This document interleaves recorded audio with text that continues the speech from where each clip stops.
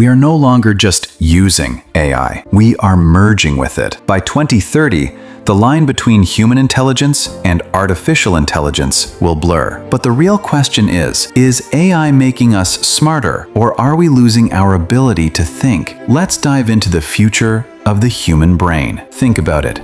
You no longer memorize facts, you Google them.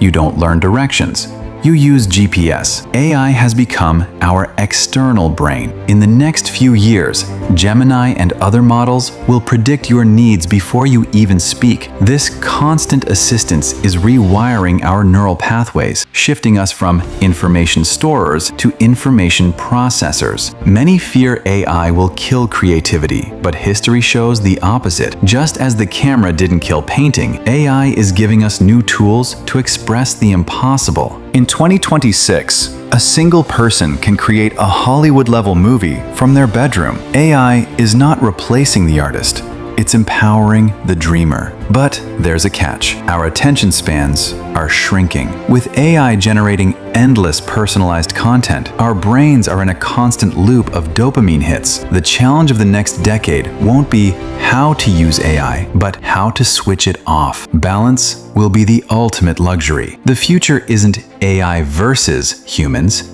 it's humans plus AI. If you want to stay ahead in this new era, you need to understand the tools of tomorrow, today. What do you think?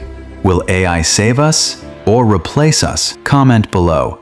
And don't forget to subscribe for more insights into the future.